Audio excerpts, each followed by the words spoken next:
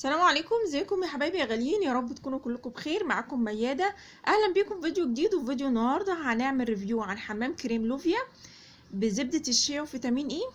طبعا يا بنات احنا عارفين ان زبدة الشيا حلوة جدا للشعر الجاف وبترطب الشعر جدا وبتديله ترطيب عالي. الحمام كريم بتاعنا ده بيخلي الشعر صحي ومتغذي كويس جدا ومفيهوش عطور صناعية، ريحته حلوة جدا ومفيهوش سيليكون ولا سلفات. بتحسي بترطيب ونعومة بعد ما بتستخدميه على طول من أول مرة. حلوة جدا للشعر المصبوغ المتهالك من الصبغة، بيديله ترطيب ونعومة، بيفرق معاه جدا. كمان بيحمي الشعر من التساقط والتقصف والهيشان، وكمان بتنسي القشرة، بينسفها تماما. كمان بيحفز نمو الشعر. بصراحة من أحسن المنتجات اللي ممكن تستخدميها على شعرك.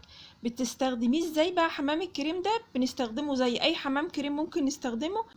بنغسل شعرنا بالشامبو كويس جدا، وبعد كده بنحط الحمام كريم بتاعنا وبنسيبه على الشعر من 10 ل 15 دقيقة، وبعد كده بنغسله من على الشعر. بتحسي بالفرق من اول استخدام، بتحسي بنعومة وترطيب حلو جدا. منتجات لوفيا بنات هي منتجات فرنسية، يعني هتلاقيها سعرها غالي شوية. العبوة ديت وزنها 500 ملي، اشتريتها ب150 جنيه من اي محلات مستحضرات تجميل. اسألي على المنتجات بتاعت لوفيا. كمان شفتها على امازون ب193 جنيه، وفي منها اكياس صغيرة بتتباع ب20 جنيه. وزن الاكياس الصغيرة 75 ملي، وزنها حلو برضو، ممكن تستخدميها مرتين اتنين. عن تجربة بنات هيعجبكم حمام الكريم ده جدا. كريم حلو جدا للشعر.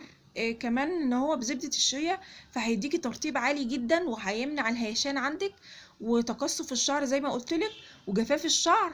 المنتجات كلها منتجات طبيعية جدا، هتعجبكم يا بنات. يا رب الفيديو ده يكون عجبكم واستفدتوا منه، واستنوني ان شاء الله في فيديو جديد. مع السلامة، في رعاية الله وحفظه.